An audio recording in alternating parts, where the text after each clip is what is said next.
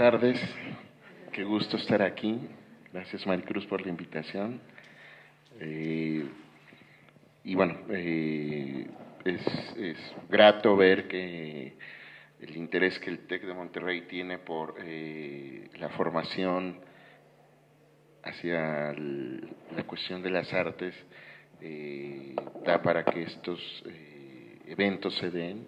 Y bueno, sé que han tenido a lo largo de sus actividades autores muy importantes.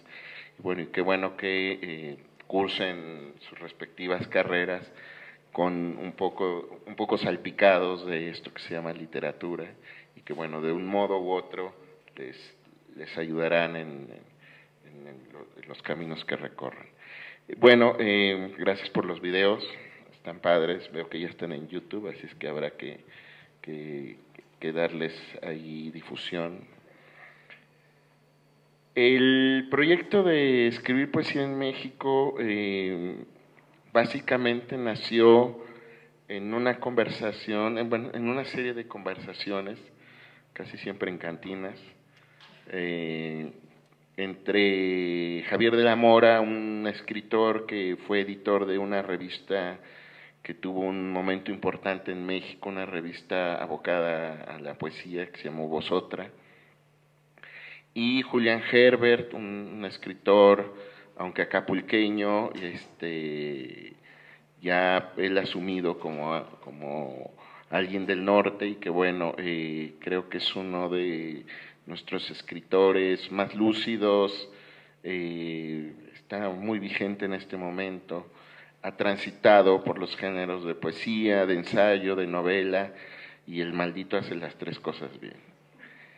Entonces, siendo un tipo que tiene ideas muy claras sobre el quehacer escritural, en estas conversaciones que les comento, hablábamos de la necesidad de ver la poesía no desde la parte como tal, el poema que se le revela al lector, el poema que se escribe haciendo horas de ejercicio, de escritura, a solas.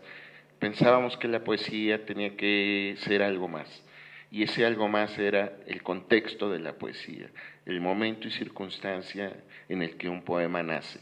Y bueno, no había que irse más lejos más que voltear, abrir los ojos, girar la cabeza hacia lo que sucedía en ese momento, en el 2010, que fue cuando apareció el primer volumen, y esto coincidió con que en Bonobos teníamos la idea de abrir una colección de ensayo que se ocupara exclusivamente de asuntos literarios. Fue así que al final convenimos, Javier era el encargado de la colección, y convenimos que haríamos un volumen invitando a varias voces a hablar sobre temas en específico. Los temas en específico fueron elegidos básicamente a partir de las inquietudes que nosotros conocíamos de cada uno de ellos, tanto por el trato personal como por trabajos previos, tanto de ensayo como de poesía. Entonces, por ejemplo, sabíamos que a Pura López Colomé le apasiona el tema de la traducción, siendo ella una extraordinaria traductora, y además que maneja muy bien el ensayo. Le invitamos a ella, por ejemplo, invitamos a, bueno, veo que citan varias veces a Juan Carlos Bautista, Juan Carlos, que ha vivido el asunto de la violencia tanto como un habitante de la Ciudad de México como una persona homosexual que ha tenido que sortear las cosas que le corresponden como alguien que no está, alguien que es incómodo en la sociedad. Y bueno, de ahí nos fuimos de temas como desde la academia hasta la narcoviolencia, del fútbol, aunque no lo crean, el fútbol tiene un vaso comunicante con la poesía. A los poetas les gusta mucho el fútbol. ¿A ti te gusta leer? Por ejemplo. Espiritualidad, que escribió Jorge Esquinca sobre el asunto del misticismo en la poesía.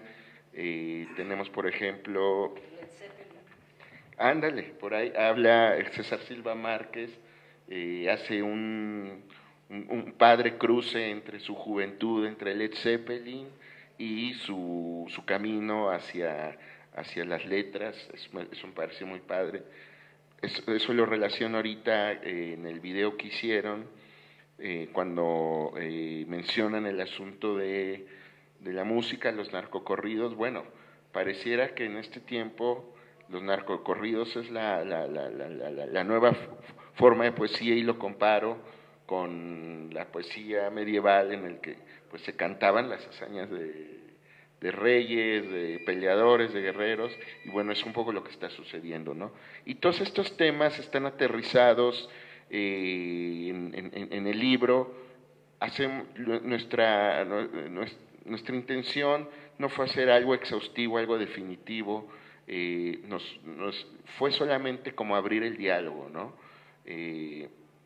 Convocar al poeta a salir un poco de su zona de confort y empezarse a preguntar cosas, ponerlo incómodo para que hablara por qué sobre un tema en particular. Y como les digo, fueron muchos los temas, y eso nos dio para hacer un segundo volumen que apareció 3 años después, durante el ejercicio de Calderón, que bueno, el libro, el segundo libro, tiene un especial énfasis en el momento que estaba viviendo México.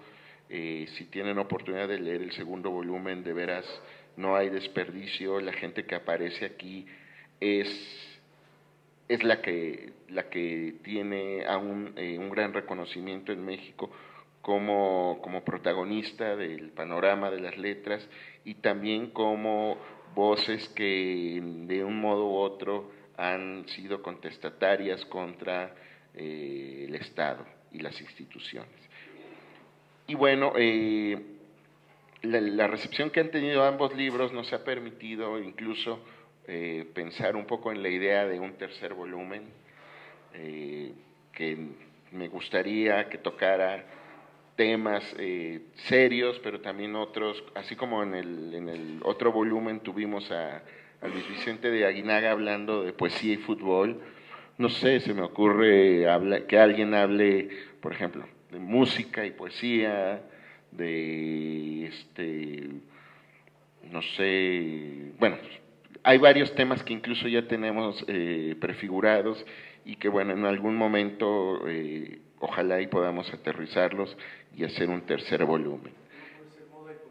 Moda y poesía, por ejemplo. Claro, claro, claro.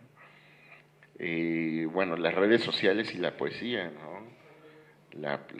Hay varios poetas que están haciendo poemas a través de los twitters,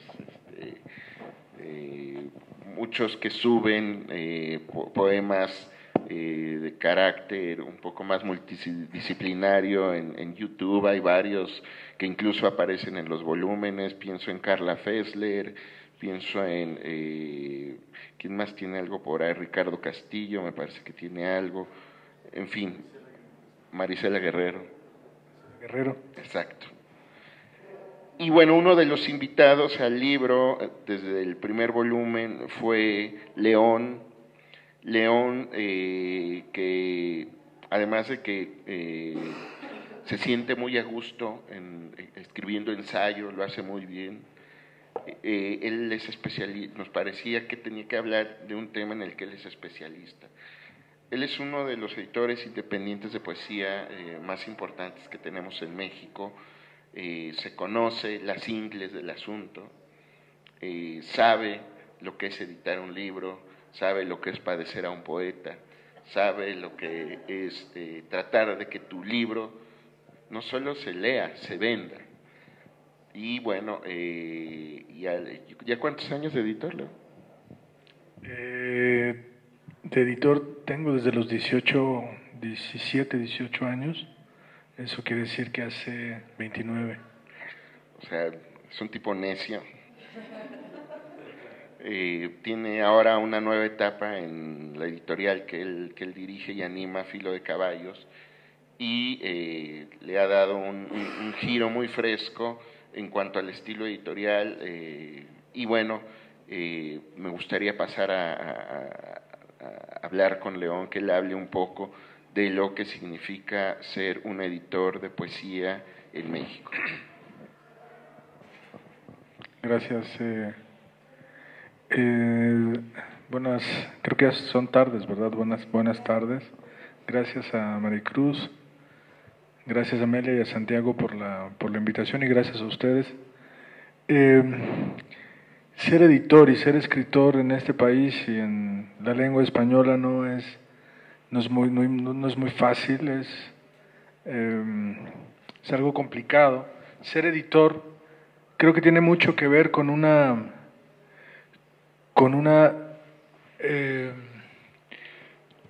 con un amor primero hacia la literatura, hacia los libros, pero también tiene que ver con una obsesión y con una especie de gratitud.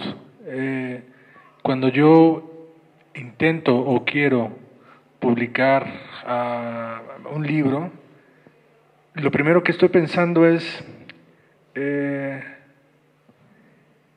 ¿qué me está diciendo este libro a mí y qué me gustaría que le dijera a los futuros lectores?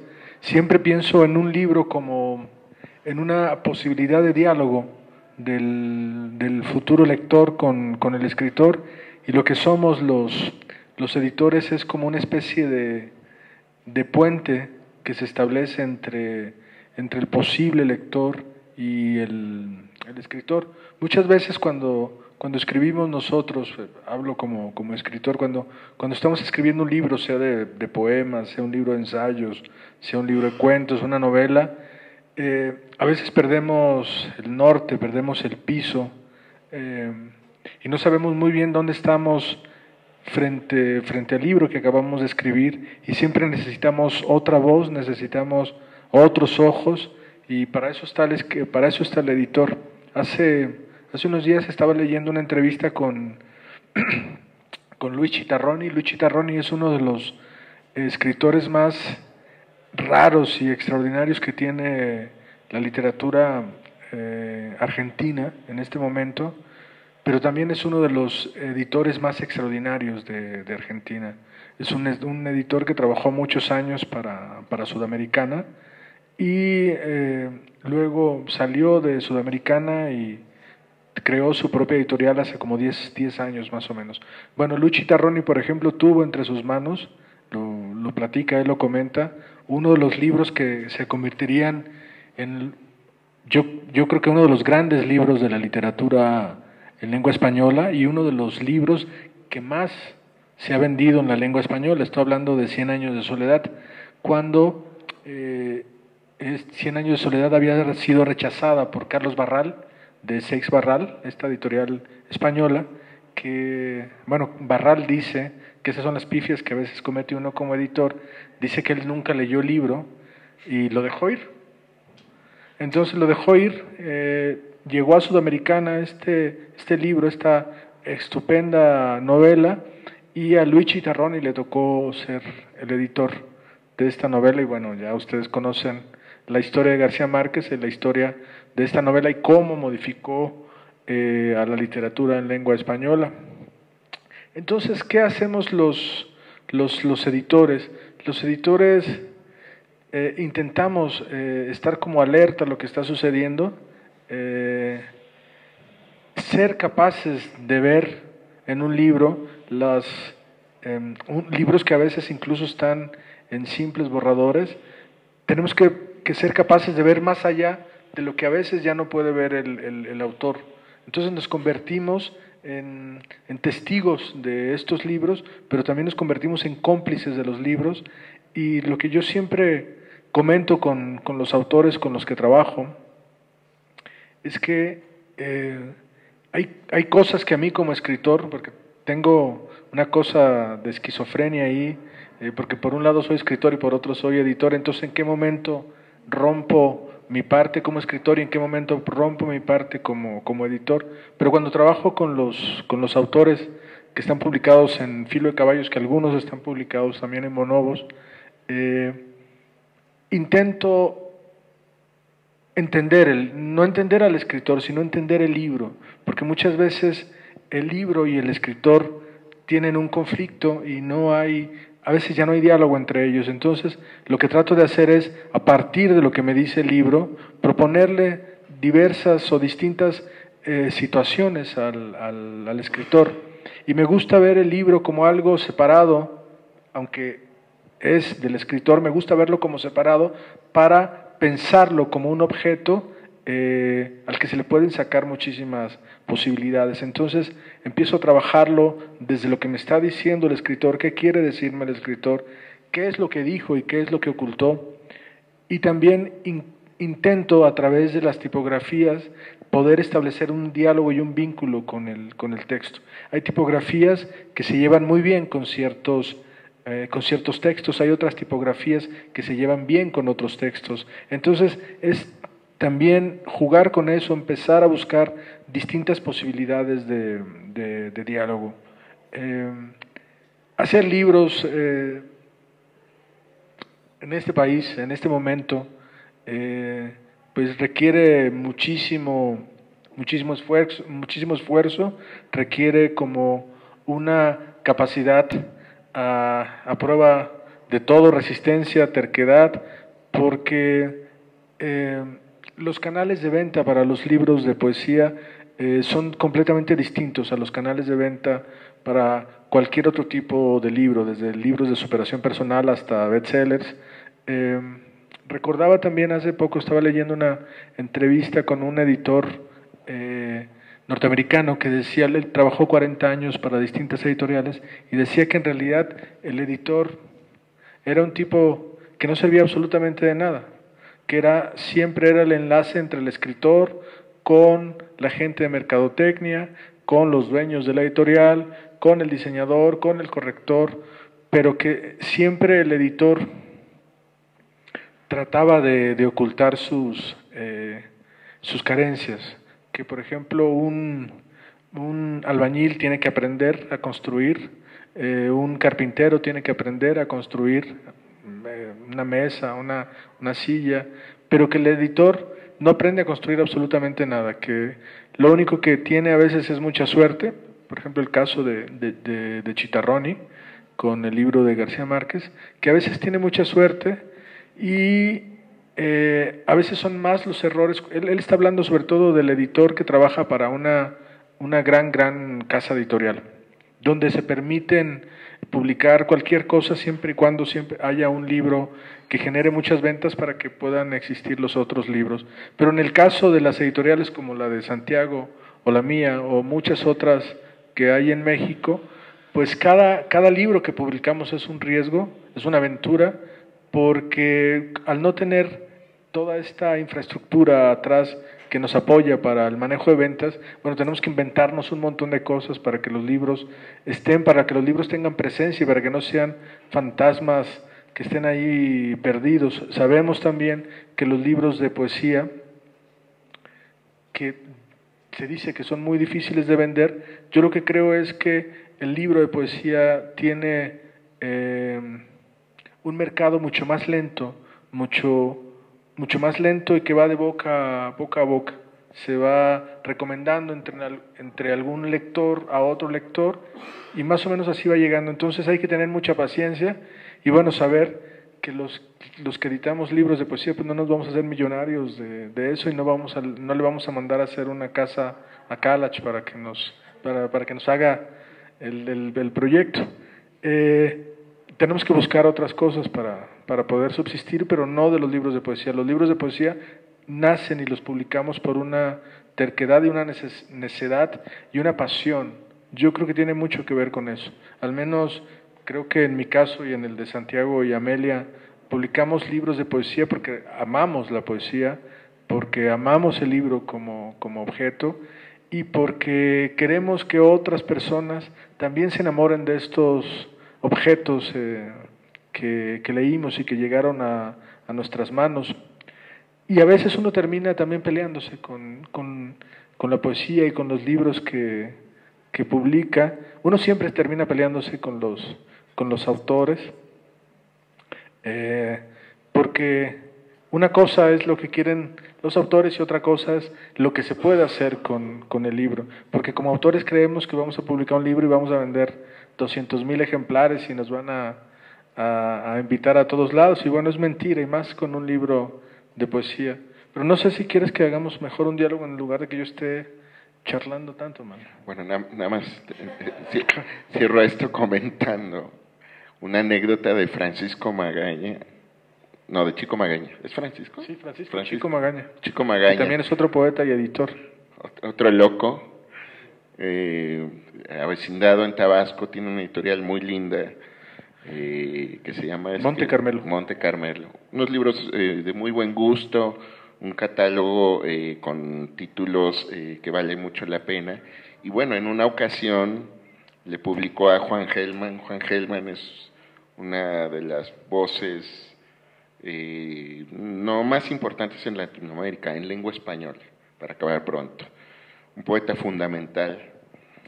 Y accedió a publicar, ya siendo Juan Gelman, un libro con Chico Magaña, que se presentó en Bellas Artes, en una sala grande. Bueno, el lugar estaba atiborrado, un éxito la presentación, y bueno, en esas presentaciones se acostumbran llevar los libros del autor para la venta y para que puedan ser firmados en el momento, ¿no?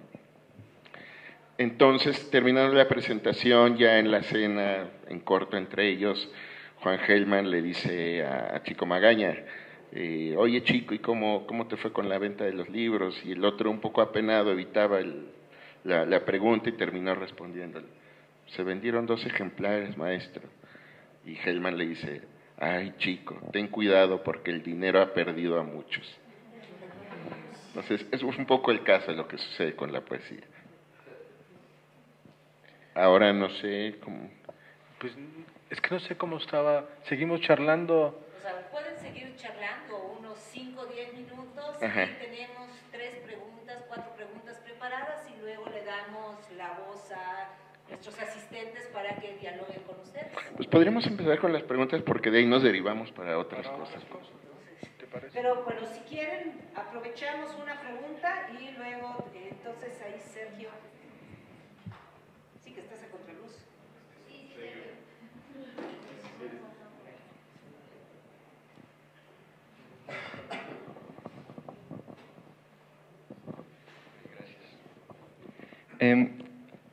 ¿A dónde, cómo va a ser el papel del editor con todo este boom de los medios digitales en donde, bueno, si bien ahorita la figura del editor es ser como un intermediario entre el escritor y el editor, y hoy en día tenemos tantos portales digitales que pueden ir desde videoblogs, blogs, los mismos tweets que pueden conformar poesía, en donde el escritor tiene un contacto muchísimo más directo con el lector y en donde puede recibir retroalimentación directa del mismo. ¿Hacia dónde va el papel del editor con todo esto? ¿Cómo va a funcionar un editorial cuando esta tendencia sea mucho más fuerte, en donde cualquiera pueda escribir lo que se le antoje sin tantos filtros de calidad, por así decirlo? Con todos estos avances tecnológicos, ¿hacia dónde va la industria editorial? ¿Quieres contestar? Bueno, antes de entrar hacia dónde va la industria editorial, que es difícil saberlo, te voy a contestar 2 o 3 cosas importantes. Decías que cualquiera puede escribir. No cualquiera puede escribir. Todos podemos redactar, pero hay una gran diferencia entre escribir y redactar. La mayoría de estos blogs dan acceso a gente que cree que puede escribir, entonces suben una cantidad ingente de material a las redes pero no necesariamente todo lo que está en las redes es escritura o es literatura. Yo creo que siempre es necesaria la figura del editor, entendiendo la figura del editor no como un intermediario entre la empresa y el escritor, sino entendiendo la figura del editor como el tipo o la persona, el hombre o la mujer, quien sea, que se involucra con el texto para encontrar la voz del texto, la voz que está ahí en el texto. El problema con las demasiadas cosas que se publican en las redes es que al no haber este filtro, se cree que todos podemos escribir, y no es necesariamente así. Incluso en las grandes editoriales, si te fijas, hay secciones en donde los libros que se publican son libros, por ejemplo, de la actriz de moda que decidió que su vida era muy importante y que quiere que salga el libro, porque se imagina una larga lista de fans que van a comprar el libro y ella se los va a firmar, o el político de turno, o el torero que ya estaba en su casa y decide regresar, entonces platica la experiencia y se contrata a negros literarios, así se les llaman los escritores fantasmas, para que les ayuden a redactar algún texto, porque a veces son analfabetas funcionales estas personas que deciden escribir su libro, porque la mayoría de la gente cree que escribir un libro es muy bonito y es muy agradable y hay que tenerlo en cuenta, porque si uno, está la famosa frase esa de planta un árbol, y escribe un libro, pues no hay que plantar árboles, no hay que tener hijos y no hay que escribir libros, porque no es tan fácil escribir libros. ¿Cómo? Bueno, solamente hay que plantar árboles, pero tener hijos y escribir libros no. ¿Para qué escribir más libros con tantos que hay? ¿Para qué saturar más las redes con tantas cosas que hay? Se va a modificar, volviendo a tu pregunta, se está modificando ya la manera de entender los libros, se está modificando, todavía no sabemos muy bien hacia dónde vaya. Hay una gran diferencia entre leer un libro electrónico y seguir leyendo un libro de manera natural. Yo creo que va a seguir existiendo el libro como tal. Existirán otras plataformas para el libro, se modificarán las plataformas y bueno, tendremos que ajustarnos a ello. El grave problema en este momento me parece que hay una gran cantidad de material que no está filtrado. ¿Qué va a pasar en los próximos años? No lo sé, pero sí creo que seguirá existiendo la figura del editor, modificada probablemente, pero siempre existirá ahí atrás la persona que cheque que no se vayan al menos faltas de ortografía. Mira, en los periódicos, está pasando con los periódicos están quitando la figura del editor y tú lo notas en las cosas que salen, porque el periodista hace su nota, inmediatamente la manda a formación, el diseñador no tiene por qué ser una persona culta, el periodista tampoco tiene por qué ser una persona culta, pues tiene que cubrir la nota, ser objetivo, al menos se le pide eso, y que sepa redactar medianamente. Entonces de pronto hay muchas pifias, se le van los errores a un periodista porque tiene que escribir con la premura del tiempo encima. Yo trabajé en un periódico y sé lo que es eso, pero siempre es necesaria esta figura que se toma el tiempo para saber si los datos están bien, si el texto que escribió funciona, si es coherente, etcétera, etcétera. Si quieres ahorita volvemos otra vez hacia dónde va la industria mexicana porque me parece como interesante, pero no sé. Sí, estoy de acuerdo con lo que dices, León. Creo que el libro como objeto no va a desaparecer por lo pronto, no. Va a convivir con estas otras plataformas, estas otras formas de acceder al material de lectura. La figura de editor es un poco confusa en México. En otros países se tienen muy bien delimitadas, incluso en editoriales grandes se hablan de distintos tipos de editor, desde el editor que recibe un original y que hace las primeras anotaciones, hasta el editor que le da forma como objeto al libro, escoge tipografías, escoge el tiraje, escoge hacia qué público va, en fin. Aquí en México es difícil encontrar algo así. El editor es un poco alguien que hace de todo, porque ves desde la corrección de estilo hasta te reúnes con el escritor al que se le va a publicar, estás en la imprenta revisando pruebas, en fin, son muchas las tareas que hace un editor en México.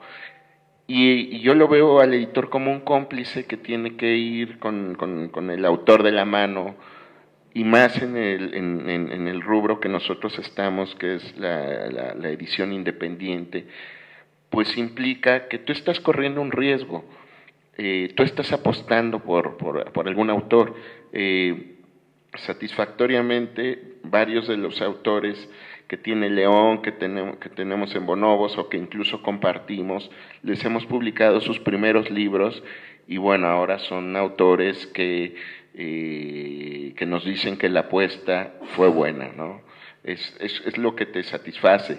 Entonces, pero estos autores con aquellos primeros libros, es muy normal que quien publica su primer libro siempre reniegue de él, ¿no? Tanto por el contenido como por el libro como objeto. Es así como, yo no muestro esto, ¿no? Qué horror. Pero en nuestro caso, ese amor que se le tiene a la confección de un objeto como nos ha permitido que los autores sigan buscando a nuestras editoriales para no solo para publicar otros títulos, sino nuevas voces se acercan a nosotros, porque entendemos que el camino del editor va junto con el del autor. Tú mismo me acabas de platicar, León, un premio en el que fuiste jurado, que tú pediste poder hablar con el autor para sugerirle cómo mejorar ese libro, y parece que el libro cobró más fuerza, y de eso se trata el trabajo de editor, sugerirle, por aquí vas bien, por aquí no, esto es innecesario, aquí te me estás cayendo, ¿por qué no prescindes de esto? ¿Por qué no modificas el título? No le va al libro. No sé si quieras platicar un poco de esto. Imagínense que llega un autor y te dice, quiero publicar un libro que se llame Claudia. El título va a ser Claudia. Dices, bueno, ¿no te parece un poco complicado que se llame Claudia? No, porque los poemas que están adentro hablan sobre Claudia. Todos los poemas hablan sobre Claudia. Y todos los poemas además empiezan con Claudia, yo te amo, ¿no? Entonces dices, bueno, ese es el primer libro que quiere publicar un autor. Estoy exagerando, ¿no? Entonces, ¿qué tenemos que hacer nosotros los editores?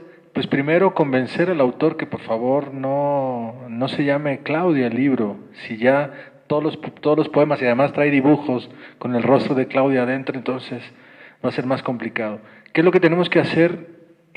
Intentar convencer al escritor que su libro puede tener mayor fortuna si cambia algunas cosas. Le sugerimos cambiar ciertas cosas.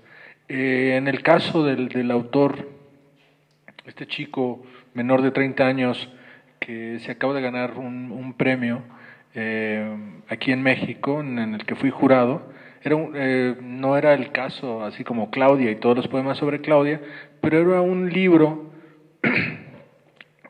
bastante extraño, debo decir. Me llamó mucho la atención el trabajo que tenía con el lenguaje, el gran conocimiento del lenguaje, de ciertas formas poéticas, pero estaba completamente desordenado, es decir, el autor había perdido el rumbo con el libro. El libro se llamaba Behemoth,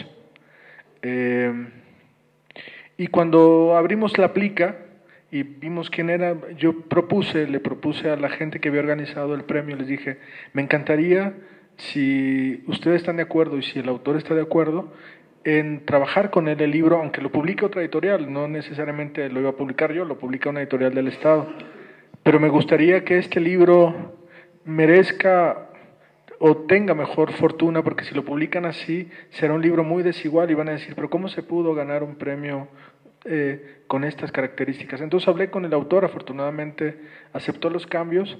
Por ejemplo, le dije, ¿sabes qué? Hay que cambiar el título. Entonces él llegó con un título, ustedes me dicen cuál de los dos les gusta más. Llegó con un título que se llamaba Pastoral de Jabalíes. Y yo dije, Pastoral de Jabalíes, Behemoth. Dije, bueno, mejor cortemos, olvidémonos de Behemoth y olvidémonos de Pastoral, porque eso me suena como a una cosa que no tiene nada que ver con tu libro. ¿Por qué no le llamamos Jabalíes? Y listo. Entonces, cuando escuchó esta posibilidad, el autor dijo, claro, el libro funciona más con la sola palabra jabalíes, porque tiene que ver con lo que está sucediendo adentro. Es un grupo de jovencitos, como una manada de jabalíes que anda recorriendo distintas zonas. Entonces, desde ahí empezó la posibilidad de modificación del libro. Por ejemplo, en cada uno de los poemas iba hablando uno de estos personajes, pero no se entendía quién hablaba. Yo le decía, bueno, explícame, ¿quién habla aquí? No, pues el Chompiras, por decir. ¿Y quién habla acá? No, pues el fulanito de tal. Y aquí no, pues la fulanita de tal. Y sabes que no se entiende. Como todas las voces son iguales, no se entiende quién está hablando. Entonces vamos a jugar con la espacialidad en la página. Si tú pones el texto de este lado, vamos a suponer a izquierda de página, vamos a suponer que habla un personaje. Si lo pones al centro de la página, habla otro personaje. Si lo pones a derecha de página, habla otro personaje. Entonces empezamos a ver distintas maneras de encontrar a estos personajes. Otra fue de manera muy literal, poner fulanito de tal, habla, pero jugando con las posibilidades del guión cinematográfico, es decir, uno, exterior o interior, noche, cantina fulanita de tal, personaje tal habla. Entonces eso le dio muchísima riqueza al libro, creo yo. Entonces finalmente lo que hacemos los editores es encontrarle esas posibilidades que tiene el libro, pero que ya el autor, como está tan gastado por meses y meses de trabajo, decidiendo si se va a llamar Claudio o no el libro, entonces ya no ve, ¿no? Y lo que tenemos que hacer nosotros es ver por ellos. Bien, por ahí había también otra pregunta.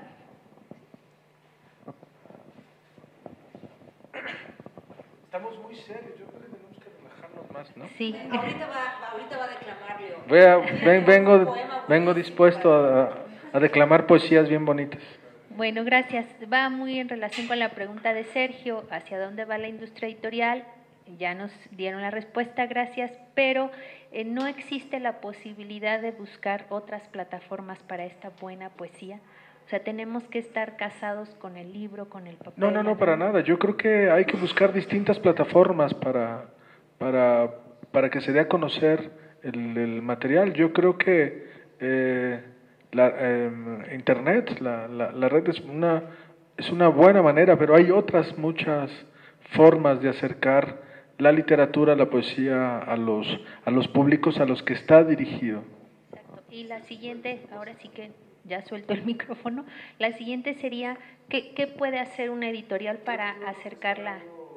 No, era para completar. Hay un montón de eventos en México que buscan precisamente eso, que la poesía llegue a la calle, llegue a los oídos del público. Festivales como Poesía en Voz Alta, ahora hay uno que se llama Verso, me parece, y hacen eso, invitan a poetas cuyo interés es la sonoridad del poema como tal, y bueno, hacen una especie de lecturas, happenings, performance súper interesantes, y terminan contagiando a quien no está muy familiarizado con ir a comprar un libro de poesía, ya se hacen preguntas sobre, bueno, esto también es la poesía, bueno, pues creo que es otra plataforma para hacerlo.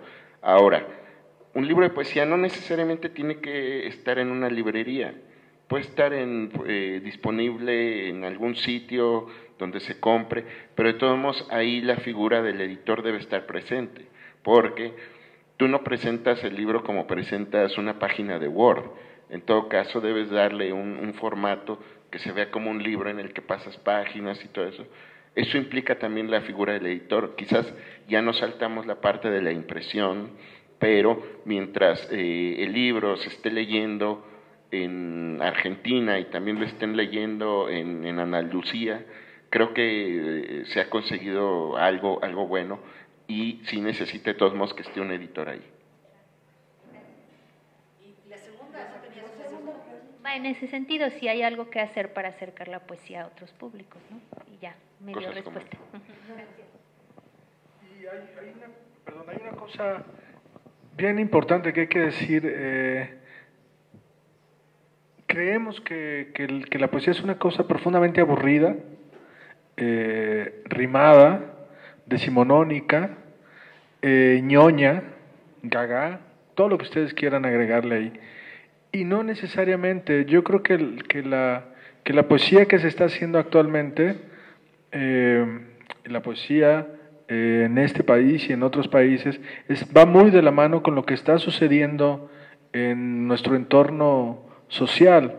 El problema es cuando hay gente que sigue creyendo que la poesía es esa cosa profundamente aburrida que solamente leen los viejitos, ¿no? Por ejemplo, hablabas de que estábamos profundamente aburridos, que la poesía, ¿no? La cosa ñoña, etcétera.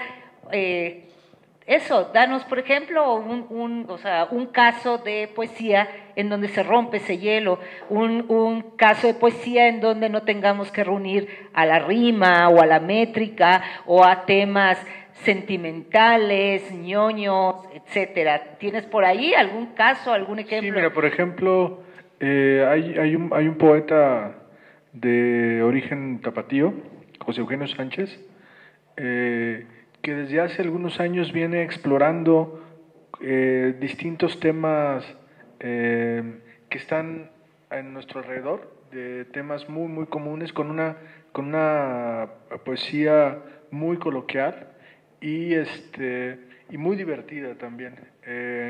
José Eugenio, por ejemplo, desde hace algún tiempo un espectáculo que va por todo el país o va a otros países con su grupo de rock y va mezclando música y poesía y es muy, muy divertido, es una cosa como clownesca, ¿no?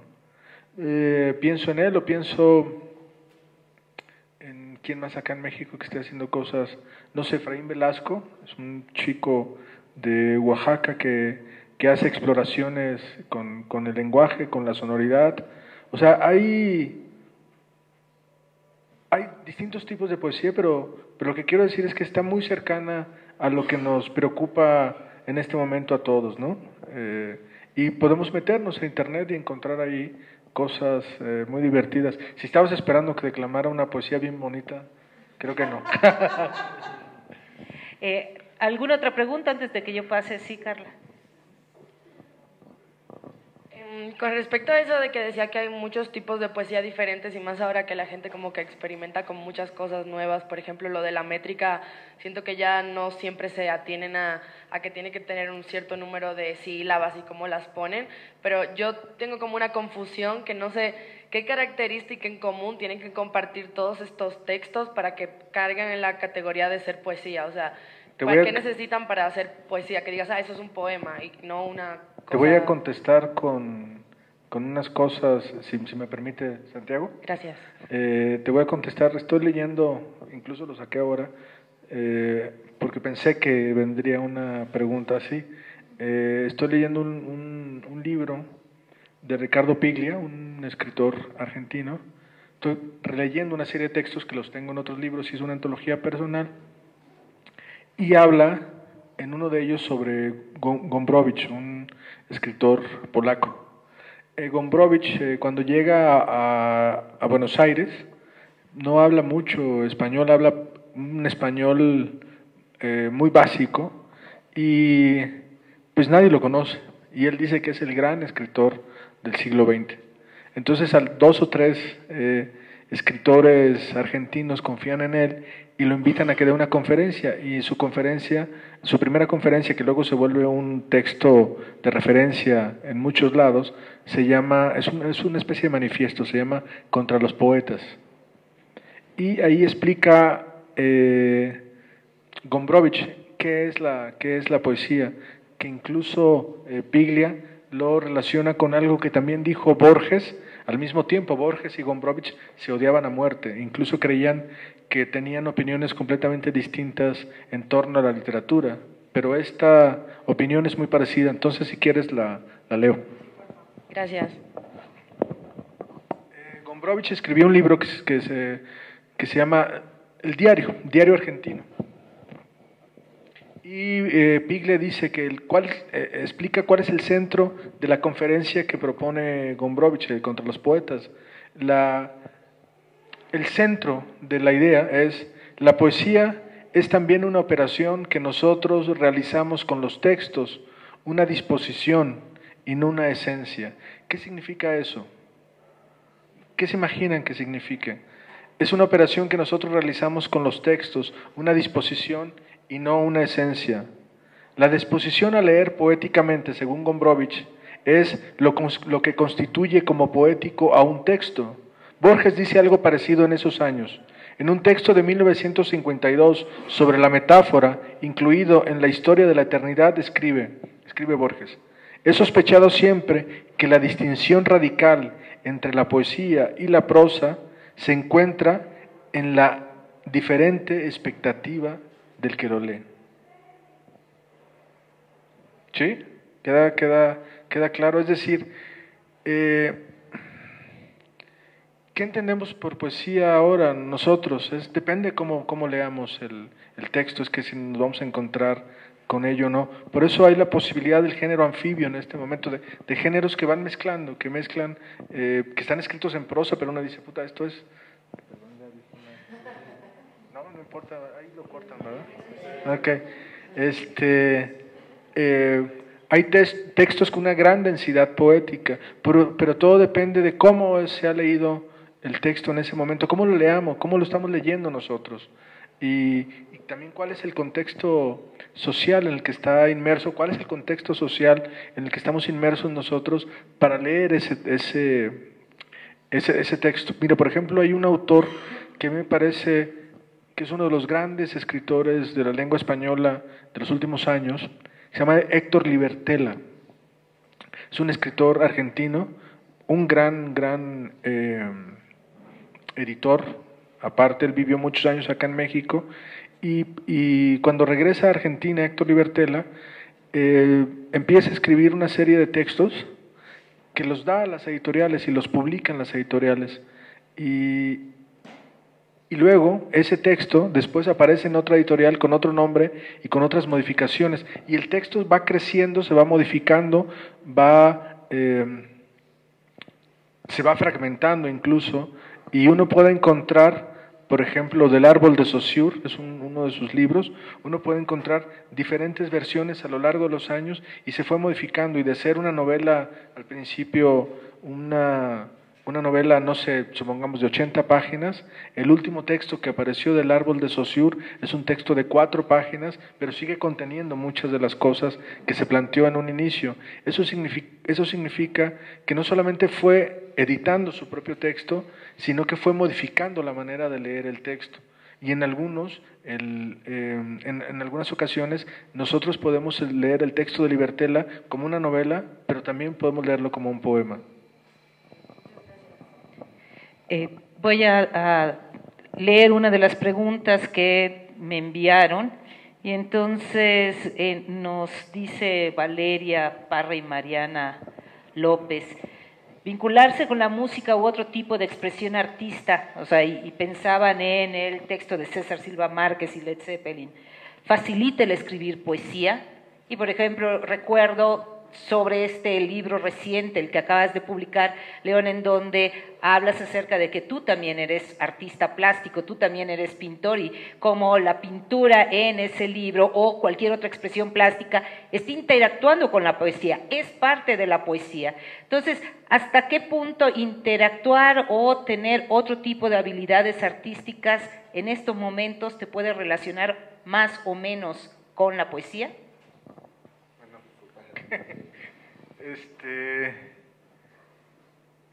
No sé si es necesario ser bailarín de ballet o de tap o melómano pintar, o aficionado. Sí, claro, no sé si es necesario para la escritura de los poemas.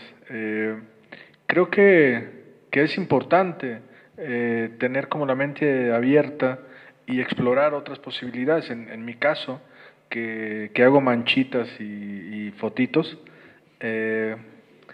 lo que pretendo es que la respiración que yo encuentro en el poema sea exactamente lo mismo. Es decir, yo sigo escribiendo poemas aunque pinte y aunque tome fotos, aunque escriba una crónica de viaje o un cuento. Para mí la respiración es exactamente la misma, por eso la idea esta de cómo se lee y desde qué ángulo se leen las cosas.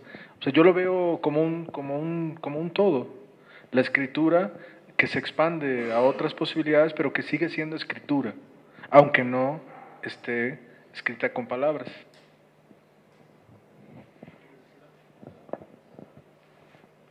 Pues en mi caso sí fue como más aterrizado, porque bueno, yo empecé también pintando hace muchos años, y de ahí me fui hacia la literatura, pero llegó un momento en el que tuve un bloqueo en las dos. Son musas muy celosas las dos, entonces me quedé como en medio y puse un trío norteño, los Choix de Durango, y lo que me salvó fue agarrar algo en medio, que fue la edición, que si te das cuenta está a la mitad de las dos cosas.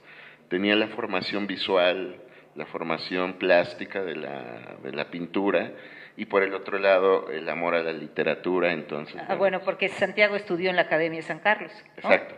Entonces, bueno, eso fue lo que me salvó, porque podía estar cerca de la literatura sin escribir, pero a la hora de diseñar una portada, de pensar en la estética de un libro, tenía revoloteando el asunto de las artes plásticas. ¿Alguna otra pregunta? O leo de las que tengo aquí. ¿Sí?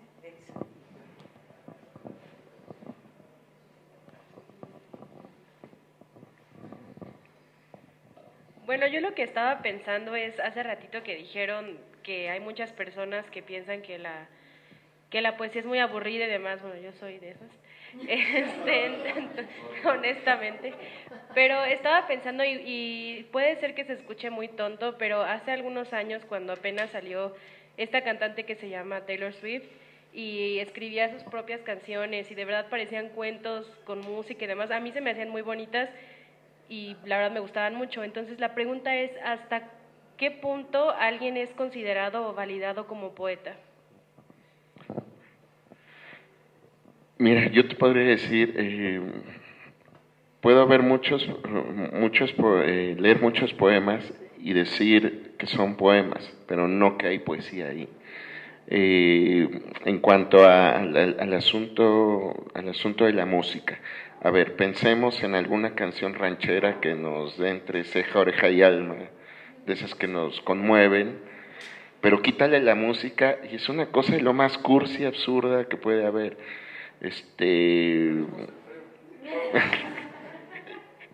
Menos José Alfredo, a veces también.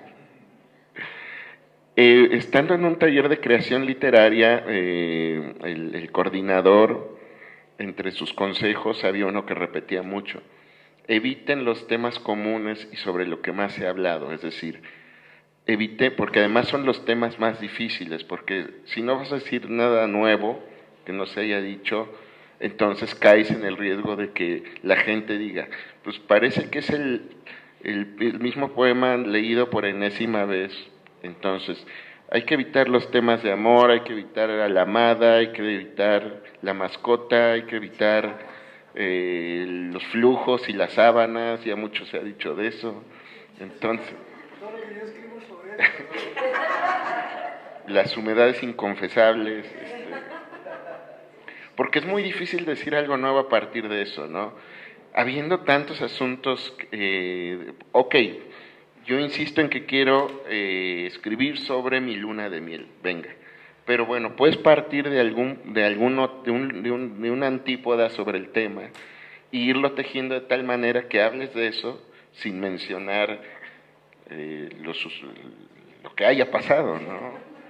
Entonces, sí, eso es una de las razones por las que la poesía está mal entendida, se ha recibido siempre como cosas de buenos sentimientos, cosas que tienen que ser rimadas, y creo que una solución para todo esto es acercarse a editoriales independientes donde encuentras otra manera de entenderla y de escribirla.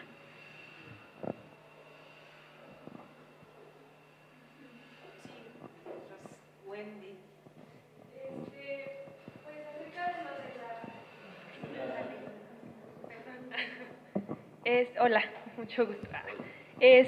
Acerca de lo de la poesía dentro de la música, como dice mi compañera, los narcocorridos. Me tocó estudiar, bueno, leer ese ensayo. Y ¿qué opinan acerca de los narcocorridos? Las letras y, o sea, a su punto de vista, ¿cómo lo escuchan, si han llegado a escuchar alguno, o cómo lo analizan? Porque, por ejemplo, a mí no soporto alguno, o sea, es como de no, ya no, o sea, sí, poquito, entonces no sé cómo ustedes lo lleguen a sentir y a escuchar ese tipo de cosas. Bueno, a mí solo me gustan cuando los oigo en mi gusto es. Pero, bueno, o sea, en una marisquería. En una marisquería, exacto. Solo así, y con unos clamatos, ¿saben? No, a ver, es una manifestación musical, social, ya muy acotada, porque si te fijas, la historia que narran siempre es la misma. A veces primero se muere antes el capo y después hay la venganza, o primero va creciendo el capo y se vuelve, en fin, o sea, hay poco que rascarle. Me parece que, son ingeniosos, nos pueden incluso causar cierta gracia, pero no debe pasar más que de ahí, de la sonrisa que te saca en el momento, porque tú lo oyes y yo al menos a la hora yo ya no recuerdo nada, ¿no?, de lo que estaba diciendo. Ahora, en todo caso,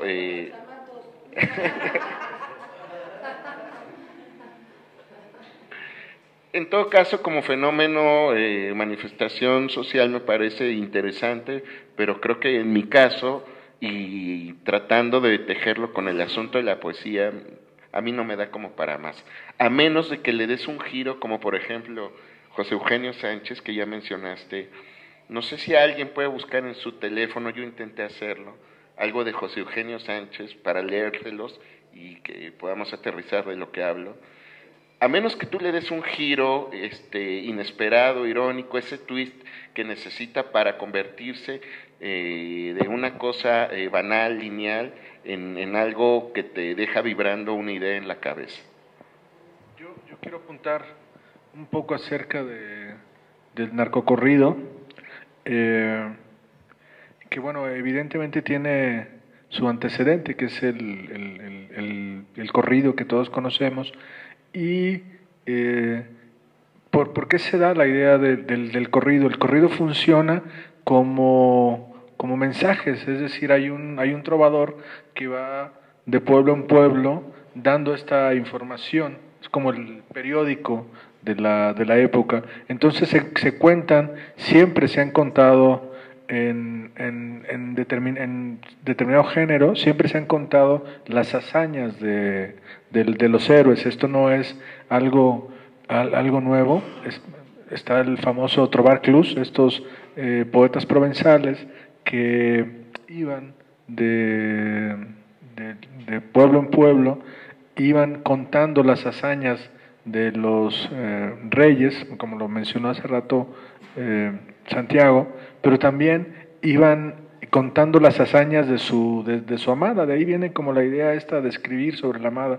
Los poetas provenzales, los poetas del Trobar Clus construyen toda una idea de lo que tenía que ser la mujer. Hay una idealización de la mujer y también hay una idealización del guerrero. Entonces de ahí viene un poco la idea del corrido, y los corridos mexicanos de principios del siglo XX, final del siglo XIX, son verdaderamente extraordinarios. No sé si con esos ojos vamos a leer lo que está sucediendo en este momento acá, o sea, dentro de 100 años, un tipo que le preguntan sobre edición va a decir, no, es que los narcocorridos del 2015 eran extraordinarios, hay que echarles un ojo ahí.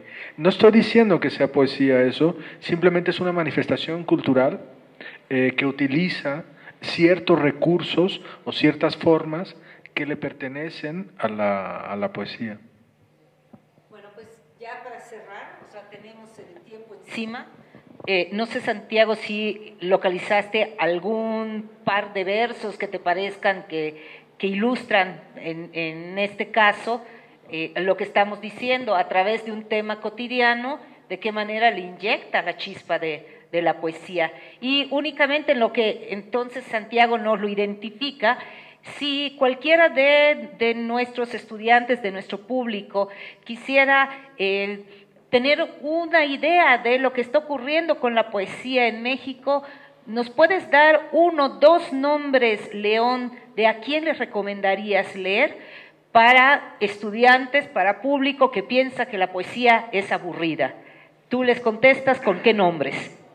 Le voy a contestar con solamente mujeres. Me parece que está sucediendo algo muy importante, interesante en la literatura mexicana. Durante muchos años los poetas mexicanos, hombres y mujeres, me encabrona decir las poetas y los poetas, son los poetas, hombres y mujeres. Durante muchos años la poesía mexicana escrita por hombres y mujeres era profundamente aburrida, por eso uno dice, yo no quiero leer a estos tipos, pero lo que están haciendo las mujeres jóvenes mexicanas es extraordinario. Yo admiro muchísimo lo que se está haciendo ahorita en México. Mencionábamos hace rato 2 de ellas, Karen Villeda, Marisela Guerrero. Me gustan algunas cosas de una chica que se llama Paula Abramo, no todo. A ver, ¿qué otra poeta está por ahí? Se me están olvidando. Nadia Escalante, que también es regular, digamos, las potentes son Karen, Marisela. A ver, recuérdame otra, se me fue el nombre. Bueno, no de chavas, pero otro ejemplo, gracias Maricruz, otro ejemplo podría ser, para que los chicos chequen, podría ser Julián Herbert. Julián Herbert. Ajá. También, claro. Julián Herbert podría ser... Ese es el gordito de todos los moldes, man. Sí, totalmente. Es Julián Herbert, podría ser también, por ejemplo, Alejandro Albarrán. Sí. Inti García Santamaría. Los autores que hemos publicado nosotros, sí. Álvaro Luquín, Ángel Ortuño, Eduardo Padilla, Luis Eduardo García. O sea, podemos tomar algo del índice de escribir poesía en México, sí, y leerlos ya no solo como ensayistas, sino como poetas.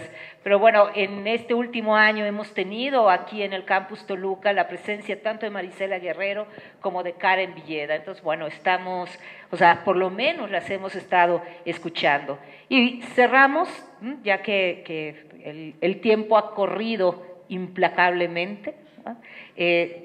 ¿Qué es lo que nos tienes para cerrar? Un poema de José Eugenio Sánchez donde habla de una cosa muy cotidiana, coloquialmente, pero que lo hace de una manera que te dan ganas de seguir leyendo el libro, ¿no?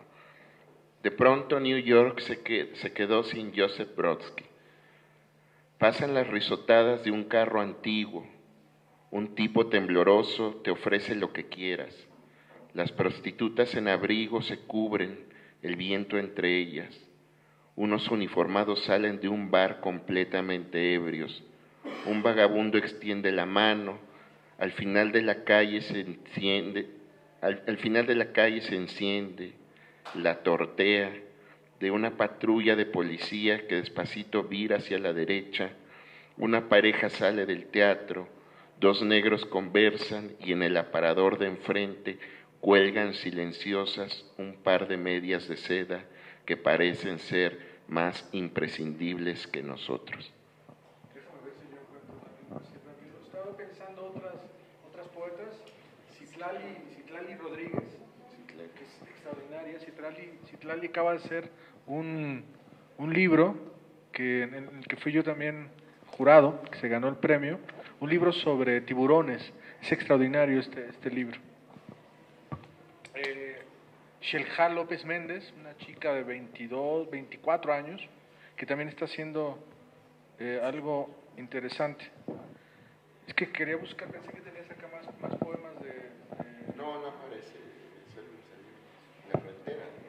No, quería el de fútbol, porque hay un extraordinario sobre un futbolista y hay otro muy bueno sobre, no sé si son guacamayas o papagayos, y es la repetición de la palabra y va jugando con... ¿Nos repites el nombre, León?